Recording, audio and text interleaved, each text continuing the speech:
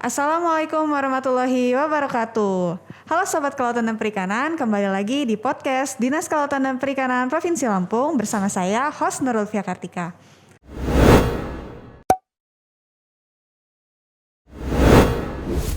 Hari ini kita kedatangan salah satu pejabat administrator yang ada di Dinas Kelautan dan Perikanan Provinsi Lampung. Beliau merupakan salah satu kepala unit pelaksana teknis daerah yang ada di Kota Agung. Mari kita sambut Pak Zainal Karoman. Halo Pak. Halo juga. Baik ya Pak ya, kabarnya gimana Pak? Baik, sehat. Di Kota Agung aman ya Pak ya? Aman. Aman. Nah Pak, ini kan Sobat Kelautan dan Perikanan belum mengenal Bapak nih karena Bapak belum pernah muncul di podcast kita. Boleh nggak sih Pak perkenalan tentang Bapak ini dari mana? Kemudian riwayat jabatan Bapak itu apa aja sih Pak yang udah pernah Bapak jalani di Dinas Kelautan dan Perikanan ini Pak? Boleh dijelasin Pak? Baik, terima kasih Mbak Nurul. Jadi terlebih dahulu saya perkenalkan, nama saya Pak Zainal KSPIM Ling, salah satu pejabat administrator DKP Provinsi Lampung, tepatnya di UPTD Pelabuhan Perikanan Kota Agung. Pada sebelumnya saya memang sudah berpengalaman juga, atau riwayat pekerjaan saya itu memang pernah di Kepala Bidang Perikanan Tangkap, kemudian Kepala UPTD Pelabuhan Perikanan Lempasing, Kepala Pelabuhan Labuan Maringgai, kemudian Kepala Bidang PSDKP. Namun sekarang saya di Kepala UPTD Pelabuhan Perikanan Kota Agung. Merangkap juga sekalian sama sabandarnya. Merangkap juga sebagai sabandar. Berarti Bapak ini udah banyak banyak pengalaman juga nih di bidang perikanan tangkap, kemudian bidang bersama nelayan lah ya Pak ya, karena di semua UPTD dan sabandar juga.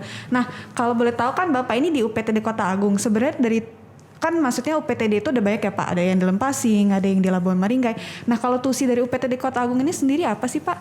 Apa perbedaannya mungkin sama UPTD lain, PP lain gitu Pak? Iya, kalau tusi UPTD Pelabuhan Perikanan itu sudah diatur oleh Pergub 10 ya tahun 2020, itu sama semua. Artinya ada beberapa tugas pokok dan fungsi daripada unit itu. Yang pertama untuk perencanaan pelaksanaan pembangunan yang ada di wilayah itu, kemudian pelayanan terhadap kapal-kapal nelayan baik dari sisi logistik, kemudian bongkar muat, tambat labu, kemudian perizinannya harus kita awasi, kemudian memberikan pelayanan yang lain sesuai yang diamanatkan oleh undang-undang. Undang-undang sekarang ini adalah undang-undang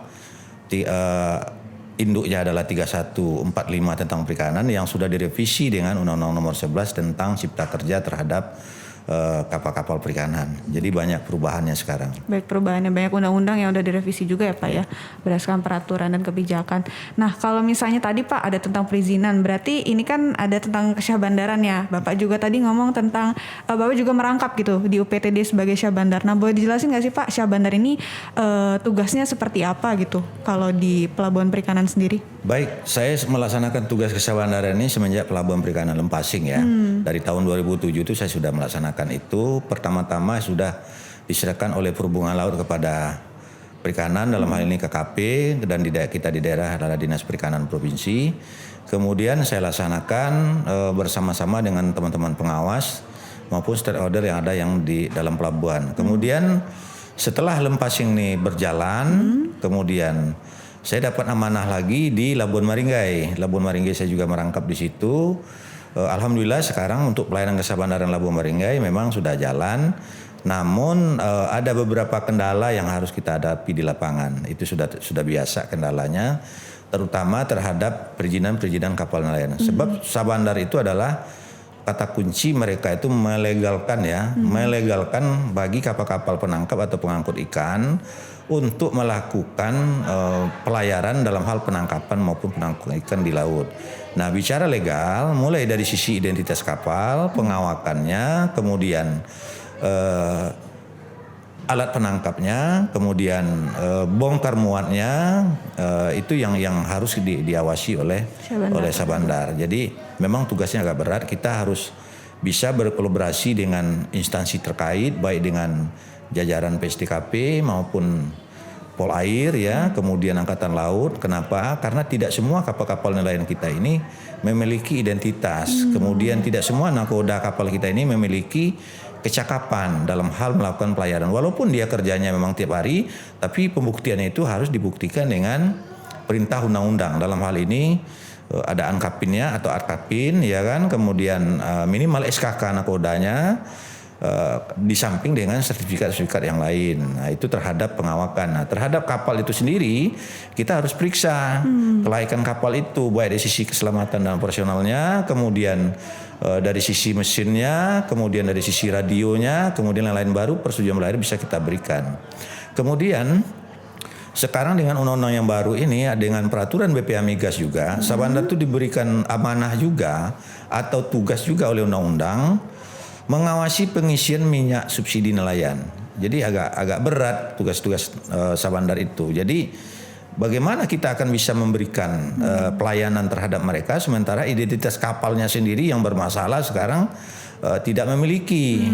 Mulai dari pas besar, pas kecil, kemudian sertifikat lainnya, kemudian dalam dia menangkap belum memiliki nomor induk berusaha, kemudian belum memiliki surat izin penangkapan ikan atau pengangkutan ikan. Sebab Sabandar itu adalah kata kunci akhir ya, legal tidaknya kapal itu untuk keluar dari pelabuhan dan kembali ke pelabuhan. Itu ya tugasnya, baik kapalnya maupun orangnya yang akan membawa kapal itu. Jadi memang apa sih segala tadi administratif lah Pak ya, bisa dibilang juga identitas dan perizinan tadi itu harus memang benar-benar dilakukan gitu untuk ya kalau enggak nanti berdampak ke selanjutnya kayak tadi juga ya Pak BPH Migas tadi kan ya tentang ini. Nah kalau misalnya ini kan Bapak di UPTD Kota Agung nih Pak, tadi sudah berbicara tentang Syah Bandar. Kalau misalnya program dan kegiatan di Kota Agung itu ada apa aja sih Pak? Baik. Kalau boleh tahu untuk tahun ini. Iya, kalau program dan kegiatan UPTD Kota Agung, saya memang belum lama, belum sampai setahun di situ ya. Sebelumnya mungkin Pak Habibie, kemudian Pak Endro yang sudah purna tugas. Dan ke Sabandarannya juga baru beralih dari Labuan Maringgai ke Kota Agung yang sudah dikeluarkan oleh keputusan Dirjen Perikanan Tangkap KKP. Jadi belum lama dan saya sekarang memang lagi mempersiapkan itu untuk melakukan sosialisasi dan eksekusi yang lain. Ya, mudah-mudahan dalam waktu dekat kita sudah bisa melaksanakan itu. Kenapa? Karena kaitannya sekarang SPB itu di dalam peraturan BPH Migas 17 salah satu kunci kapal itu beroperasi untuk mengambil minyak, untuk membeli minyak subsidi yang disediakan oleh negara. Jadi tidak bisa sembarangan. Artinya penyimpangan-penyimpangan itu tanggung jawabnya memang ada di Kesabandaran maupun di pelabuhan itu sendiri. Nah, program-program yang sudah saya lakukan khususnya tahun 2022 ini, begitu saya masuk ke Kota Agung, pelabuhan kita ini boleh dikatakan yang kurang ramah terhadap lingkungan. Jadi sekarang saya buat penataan lingkungan, saya awali dari master plan, habis itu kita program untuk memperbaiki infrastruktur, kemudian kita menciptakan SDM, kemudian kita sediakan tempat pelayanannya dan sekarang lagi berjalan. Kemudian saya juga melakukan pendekatan dengan berbagai pihak supaya tidak ada nelayan-nelayan kita ini mengalami kendala. Ya, terutama dalam hal penangkapan maupun pengangkutan ikan. Alhamdulillah sampai sekarang tidak ada gejolak bagi nelayan. Karena saya rangkul. Baik HNSI, KUD-nya, kemudian SPBU umum yang sekarang memang masih ditampung oleh SPBU umum untuk mendapatkan minyaknya. Karena SPBUN kita walaupun izin sudah keluar, perbaikan sudah dilakukan. Nah, sekarang terkendala lagi. Belum bisa kita salurkan walaupun minyaknya sudah tersedia. Karena jalan akses yang akan dilalui oleh tangki mobil Pertamina itu saya lakukan perbaikan sehingga belum bisa dikirim. Artinya sekarang untuk kelangkaan minyak di Kota Agung masih saya berkomunikasi dengan SPBU umum terdekat. Artinya tidak ada kendala. Sepanjang mereka dia bermohon ke saya periksa, kita akan berikan rekomendasi untuk mencari minyak supaya mereka bisa beroperasi di laut. Jadi nelayan di Kota Agung masih ke SPBU umum ya Pak ya? Masih belum. Umum? Ya, insya Allah dalam minggu ini atau minggu depan kalau jalan ini sudah bagus ya, jalan komplek itu yang lagi dikerjakan oleh kontraktor Rabat Beton, sudah bisa dilalui oleh mobil tangki, insya Allah kita mengalir minyak.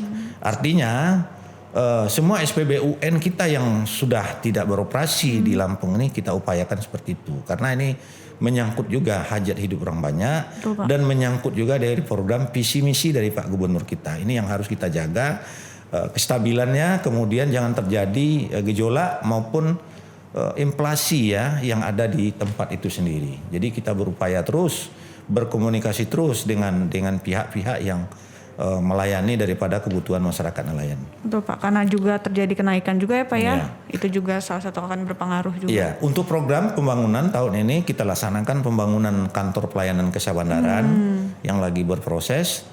Insya Allah bulan November atau Desember selesai. Kemudian perbaikan drainase lingkungan, kemudian perbaikan dermaga. Perbaikan dermaga ya Pak ya. Jadi dermaga-dermaga yang ada selama ini banyak yang rusak yang harus kita perbaiki sehingga dia bisa berfungsi. Dan tak lupa juga ini merelokasi daripada pedagang-pedagang yang cukup rumit yang ada di dalam pelabuhan. Yang harus kita siapkan tempatnya supaya mereka nyaman. Barangkali itu. Biar rapi juga mungkin ya Pak direlokasi. Iya. Seperti itu. Nah kalau misalnya kalau program dan kegiatan yang Bapak susun ke depannya seperti apa sih Pak? Tadi kan udah ada drainase, terus relokasi lapak juga penjual-penjual. Kalau misalnya mungkin yang ke depannya nih Pak, Bapak udah mungkin kepikiran atau seperti apa Pak? Baik. Untuk 2023, 2024. 2023 sudah kita rencanakan terhadap lanjutan daripada pembangunan yang ada sekarang yaitu drainasenya kita perbaiki, kemudian TPI harus kita tambah ya karena tempat pedagang kita ini agak sempit. Jadi kita bangunkan TPI jenisnya, mudah-mudahan disetujui anggarannya. Kemudian jalan lingkungan tetap kita perbaiki, kemudian tempat lapak tetap kita perbaiki dan tak lupa juga kalau disetujui juga anggaran karena di dalam komplek pelabuhan tidak ada musola. Saya pengen ada masyarakat nelayan itu begitu ada panggilan azan. Jadi semua mereka itu sholat. Jangan melakukan aktivitas. Nah tempat sholat aja atau tempat ibadah MCK tidak ada dalam pelabuhan. Artinya tidak berfungsi. Dan ini kewajiban kita untuk memperbaiki infrastrukturnya. Nah kira-kira seperti itu. Sarana prasarana ya Pak. Karena kalau di Labuan Meringa kan dekat dengan masjid. Mungkin kalau di Lewatagung memang tidak ada masjid atau musola. Ada masjid tapi agak jauh di luar komplek pelabuhan. Di luar komplek pelabuhannya. Di luar komplek pelabuhan. Kita juga kalau sudah panggilan azan ya kita keluar pelabuhan, kita cari masjid yang agak jauh. Dan memang sekitar 500 meter dari komplek. Berarti nanti fokus tata kelola pelabuhannya Tata kelola pelabuhan. Kemudian tata pelayanan juga harus kita perbaiki.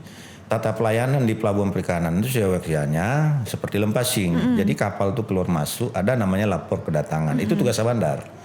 Kemudian setelah kita terbitkan lapor kedatangannya apa yang dibongkar, ya kan? Kemudian ABK-nya sesuai nggak dia berangkat yang dari awal, bagaimana kendala dia, nanti akan kita bebankan juga dengan logbook.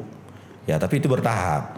Itu lapor kedatangan. Kemudian lapor kedatangan ini akan dipergunakan untuk menerbitkan rekom.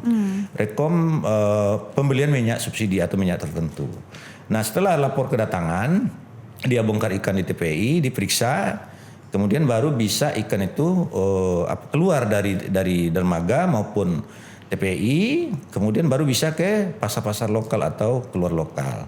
Nah, untuk keberangkatan juga begitu. Nelayan kita ini sekarang sudah saya sampaikan setiap berangkat dia harus lapor, namanya laporan keberangkatan. Memang tugas bandar itu kita data mereka, dia itu muatnya apa, bahan bakarnya berapa, airnya berapa, esnya berapa, ABK-nya berapa, alat tangkapnya apa, mana perizinannya, itu yang kita periksa.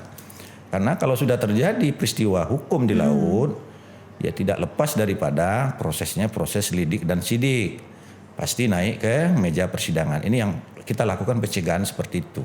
Jadi memang harus ada data yang ini apa di bawah mereka, kemudian mereka datang juga, mereka harus bawa data gitu. Iya, karena kita pernah kejadian pengalaman saya ini udah banyak Mbak. Kenapa? Dia lapor ke saya berangkat itu jumlah ABK 15 orang, ternyata begitu pulang 10, 5-nya kemana? Kita harus tanya. Karena terkait ini keselamatan orang, kan begitu. Kenapa? Betul. Apa masalahnya? Kok dia berangkat lapor ke saya 10, pulangnya berangkat 15, pulangnya 10. Oh dia dilaporin. Kenapa waktu itu tidak direvisi, diperbaiki daftar kreolisnya atau ABK-nya? Karena ini kan begitu ada dia melakukan operasi penangkapan ikan di laut oleh kapal patroli itu memeriksa. Yang pertama diperiksa itu adalah ABK-nya. Siapa nakodanya, berapa ABK-nya, apa izinnya, TKP-nya di mana atau koordinatnya di mana. Itu dulu yang diperiksa. Setelah itu baru nanti apakah dia melanggar administrasi, alat tangkap atau yang lain-lain. Karena ini banyak peristiwa-peristiwa di laut yang sudah saya alami untuk mengawasi kapal nelayan Provinsi Lampung ini. Kadang-kadang dia mereka bilang bongkarnya ikan sekian kilo misalnya, atau 1 ton, ternyata 2 ton. Sementara kita di pelabuhan juga dituntut untuk PAD. Iya.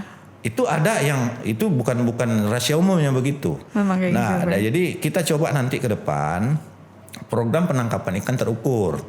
Jadi dia bongkar itu timbangnya online-nya sudah dibaca semua pihak. Berapa kilo, berapa nilai rupiahnya, berapa PAD yang harus masuk. Itu harus kita jaga, kita kawal. Nah, ini yang perlu kita rumuskan nanti bersama-sama dengan instansi terkait. Harus memang ada pengawasan juga Pak ya. Iya. Kemudian kalau misalnya tadi kan berarti Bapak kan udah banyak tahu nih tentang permasalahan juga tadi di laut. Nah, Bapak kan udah pernah menjabat sebagai ketiga kepala UPTD ya Pak. Nah, kalau dari tantangan dan kendala gitu Pak, apa sih Pak perbedaannya di setiap masing-masing UPTD itu? Dan kalau misalnya di Kota Agung sendiri itu seperti apa Pak? Baik. Hambatan dan kendalanya. Kalau tantangan asam manis garam pahit sudah kita lalui. Luar biasa tantangan. Berbeda-beda ya. Di Lempasing karena dia wilayahnya memang boleh dikatakan wilayah kota. Jadi masyarakat kita itu sudah banyak yang mengerti. Sudah paham dengan regulasi dan aturan. Hak dan kewajiban mereka sudah paham. Itu untuk di Lempasing. Yang itu yang saya lalui dari tahun 2007 kan. Kemudian saya beralih ke Maringgai, itu berbeda lagi Mbak. Itu lebih runyam lagi. Beda pola ya Pak masyarakatnya juga. Iya. Kenapa saya bilang beda? Beda lagi karena Pelabuhan Perikanan Labuan Maringgai ini banyak didatangin kapal dari luar. Beragam. Kalau bicara kapal itu mungkin kapal Andon lah bahasa kita. Jadi persoalan-persoalan mereka ini berbeda. Kemudian yang saya lalui waktu itu banyak kendalanya. Setiap saya harus mengambil suatu tindakan itu disanggah, diprotes. Iya kan? Dihajar oleh wartawan, itu sudah biasa. Itu yang Labuan Maringgai. Tapi sekarang alhamdulillah tidak ada masalah.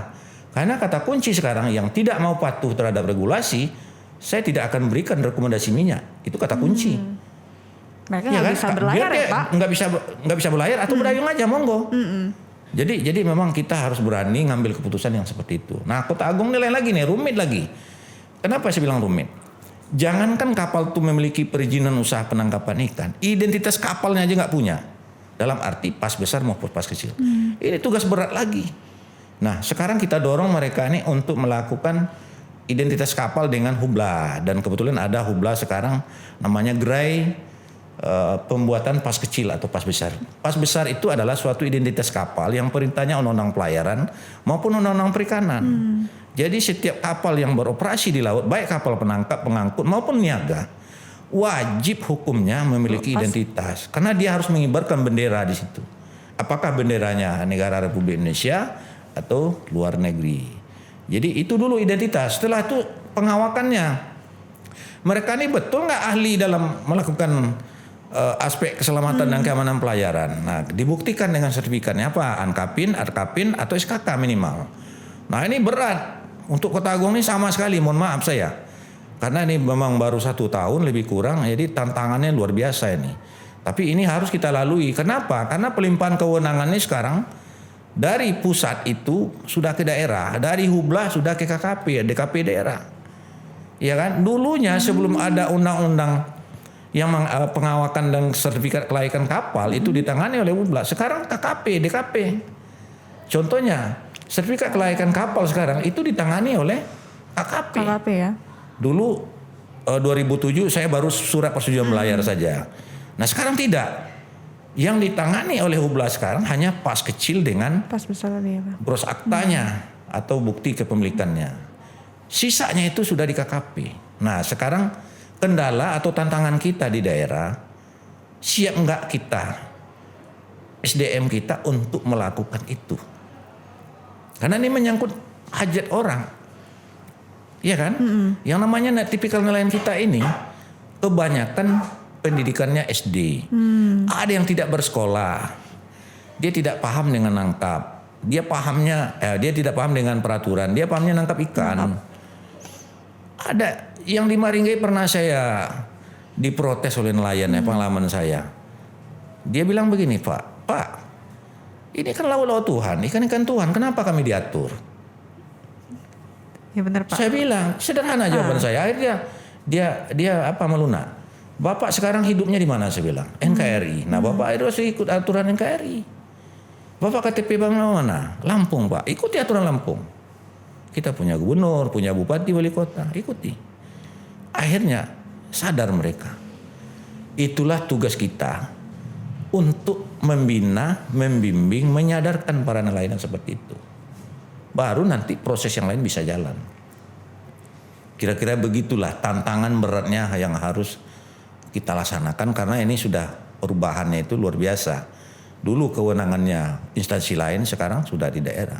Tinggal kita sekarang kesiapan SDM, petugas kita, sarana kita, dan pembiayaannya. Betul sekali. Nah, kira-kira begitu, Mbak. Nah, dari segala tadi tentang program, permasalahan, terus juga tantangan. Nah, kalau dari harapan Bapak dan atau solusi Bapak lah untuk UPTD Kota Agung dan juga mungkin DKP juga boleh Pak, boleh disampaikan juga. Gimana sih Pak harapannya Pak? Harapan kita semua ya jajaran dinas DKP ini, kita harus merubah paradigma. Jangan kita banyak nongkrong di dinas. Yang kita layani itu di lapangan. Banyaklah bertukar pikiran, berkolaborasi, berinovasi untuk masyarakat. Nah, itu yang harus kita rubah paradigma itu. Kemudian di lapangan juga kita harus bisa berinovasi, kemudian bersinergi dengan para pihak. Kita tidak bisa arogan. Ya, karena masyarakat kita ini tipikalnya sudah saya sampaikan tadi. Ada yang mengerti hukum dan ada yang tidak mengerti hukum. Disitulah kita bisa masuk mengayun, membina. Ini saya akan masuk pelayanan kesabaran di Kota Agung ini luar biasa tantangan ini. Tapi harus saya lalui. Sepanjang saya masih di masalah koridor hukum dan regulasi yang ada, saya akan coba. Karena minyak insya Allah akan kita alirkan ya. Perjuangan UPTD Kota Agung bersama dinas kita, bersama dengan Pemprov untuk masuk ke Pertamina dan BP Mega supaya nelayan kita nih bisa membeli minyak subsidi. Ini yang harus kita.